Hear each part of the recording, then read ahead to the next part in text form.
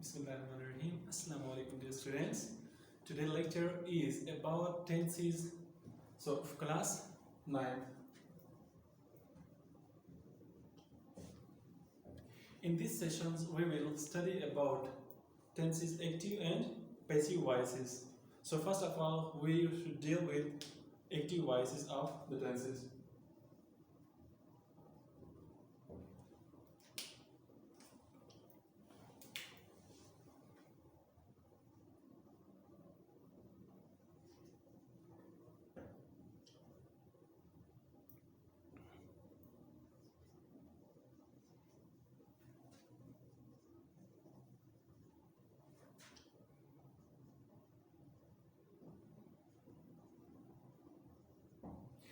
Actually, I have wrote here, in English language, there are three tenses: present, past, and future.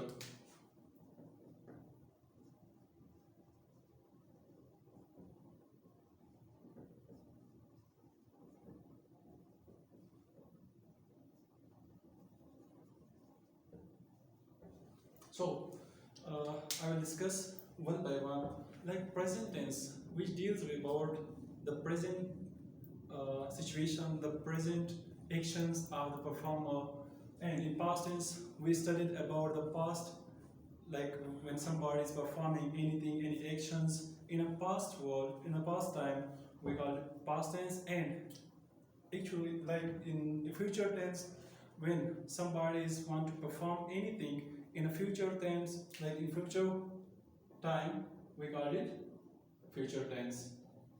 So we subdivided it into indefinite tense, continuous tense, perfect tense, and perfect continuous tense.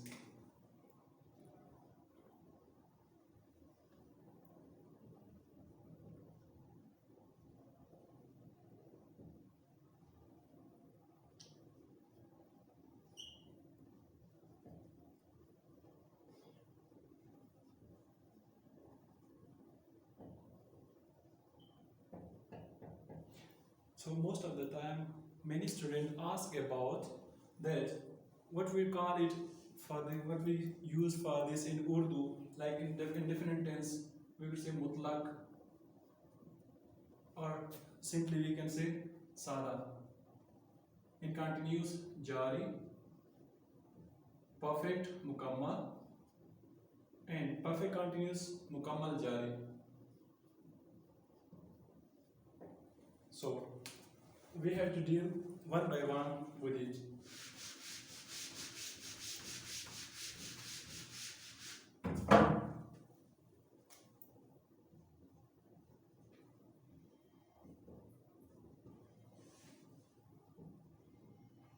Like first we deal with present tense.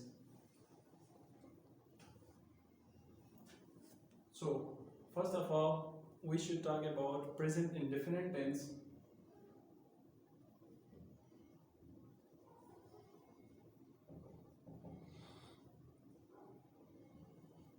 Which we call in Urdu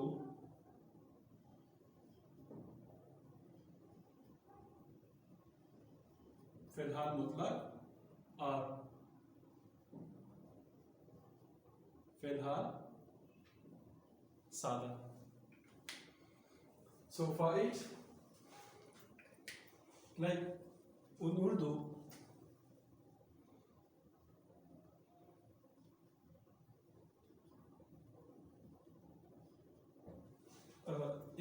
like हमें पास कैसे पता चलेगा कि फिलहाल मुतलक या फिलहाल सादा की फिक्रे कौन कौन से हैं. तो इसके लिए हम उर्दू में इसको लिख लेते हैं तो आपको इससे वाज़ेह हो जाएगा. जैसे जिन फिक्रों के, और ये जो मैं लिख रहा हूँ ये आपकी जो पैराग्राफ ट्रांसलेशन है उसमें काफ़ी काम आएगी.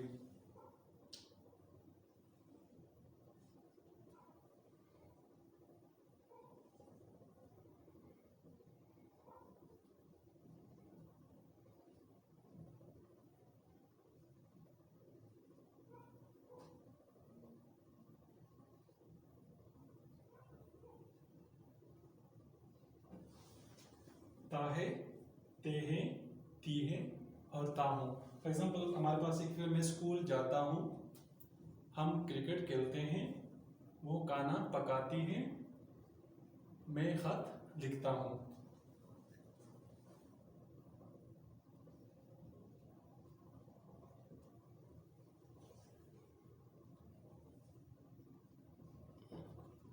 मैं खत लिखता हूँ।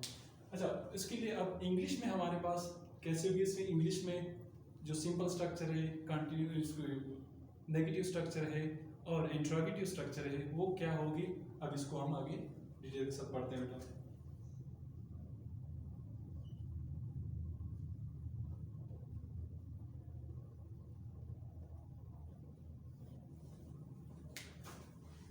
इंग्लिश स्ट्रक्चर में सबसे पहले हम पढ़ते हैं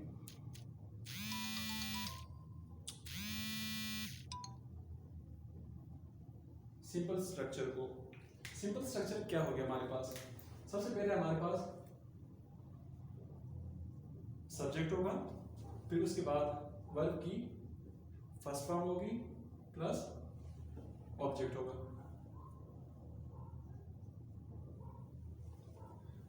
अच्छा, यहाँ पे एक और चीज, जो वर्ब की फर्स्ट फॉर्म है, इसके साथ हम ए सी एस का इजाफा करते हैं। वो कब करते हैं? आइए उसको पढ़ते हैं।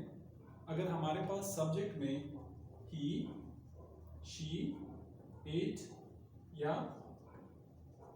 सिंगुलर नाउन जिसको हम वाहिद नाम का भी कहते हैं, ठीक। तो ये हमारे पास होंगे, तो इसके साथ जो वर्ब है उसकी फर्स्ट फॉर्म लगाएंगे, फर्स्ट फॉर्म के साथ एस या ईएस का इजाफा करेंगे, उसके बाद ऑब्जेक्ट।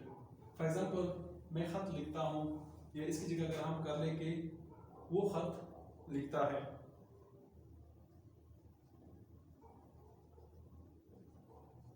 तो इसके लिए बेटा ये वो क्या है, ये हमने यहाँ पे देख लिया है। तो इसके साथ हम क्या लगाएंगे? ही राइट्स, जो कि यहाँ पे एस लगाया हमने, a letter. For example she writes a letter, it rains today.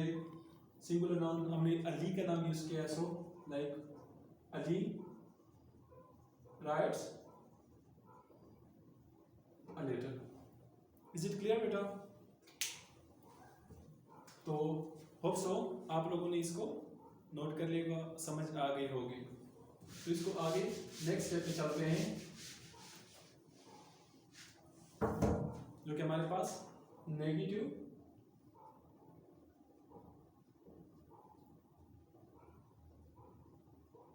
Structure है। बेटा नेगेटिव स्ट्रक्चर जिसमें नहीं का इस्तेमाल होता है, नॉट का इस्तेमाल होता है, उसे क्या कहते हैं? नेगेटिव। जैसे यहाँ पे हमने एक सेंटेंस लिखा है, मैं खत लिखता हूँ। इसको अगर नेगेटिव में करना है, मैं खत नहीं लिखता हूँ, ठीक है। तो इसमें हमारे पास इसका स्ट्रक्चर कैसा होगा?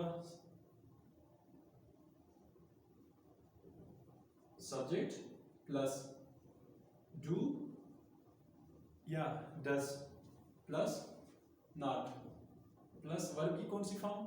ऑलरेडी हमने पढ़ा था कि प्रेजेंट डेफिनेट टेंस में वर्ब की फर्स्ट फॉर्म इस्तेमाल करते हैं, तो यहाँ पर वर्ब की फर्स्ट फॉर्म आ जाएगी, उसके बाद ऑब्जेक्ट। अच्छा, यहाँ पे कुछ लोग बच्चे कंफ्यूज हो जाते हैं कि हम डू कब लगाएंगे और डज कब इस्तेमाल करेंगे।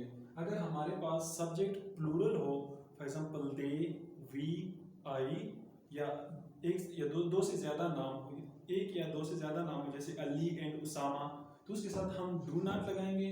लेकिन अगर हमारे पास वही हो, ही, शी, इट या सिंगुलर नाउन हो, तो उसके साथ हम डज नॉट का इस्तेमाल करेंगे। जैसे बेटा यहाँ पे मैं खत नहीं लिखता हूँ, उसके लिए हम करते हैं I do not write a letter. Is it clear बेटा? उसके बाद यही पर अगर हम कह दें कि Ali does not write a letter. बेटा बाज़ औक़ात बच्चे यहाँ पे मिस्टेक कर लेते हैं कि जो राइट्स है या राइट है, उसको वो समझते हैं कि ही, शी, इट के साथ हम या सिंगुलर नाउन के साथ हम राइट नहीं बल्कि राइट्स इस्तेमाल करते हैं। तो यहाँ पे एस का इजाफा करना शुरू कर, ये नहीं होना चाहिए, क्योंकि आपने यहाँ पे डू लगाया, डू के साथ आप ऑलरेडी एस का इजाफा कर चुके हैं।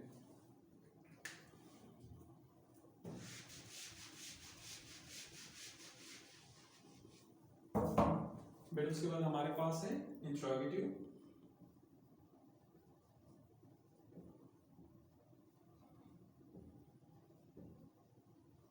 इंट्रोगेटिव स्ट्रक्चर में बेटा जो सवालिया फिक्र हमारे पास होते हैं, उर्दू में हम सवालिया फिक्र कहते हैं, और जो नेगेटिव हमने पढ़ा था उसको हम मनफी या नहीं के फिक्र कहते हैं।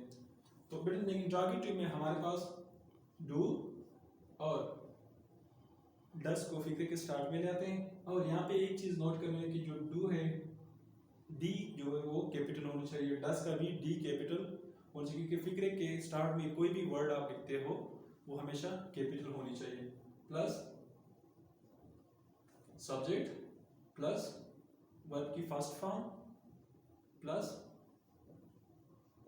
ऑब्जेक्ट। बेटा इसके साथ भी वही है, कैसे कि अगर हम डस इस्तेमाल करते हैं तो यहाँ पे वर्ब के साथ ए से एस का इजाफा नहीं करेंगे। For example do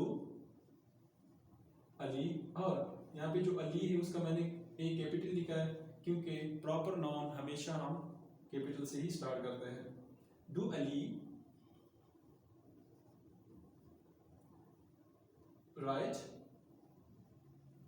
a letter, हाँ यहाँ पे क्वेश्चन मार्क ये जरूरी है बेटा, जो बच्चे क्वेश्चन मार्क नहीं लगाएंगे उसका ये फिक्रा गलत तस्वर किया जाता है। ठीक है बेटा, होप सो आप लोगों को प्रेजेंट डेफिनेट टेंस की समझ आई होगी। नेक्स्ट क्लास में हम प्रेजेंट कंटिन्यूस को कंटिन्यू करेंगे। Thank you so much.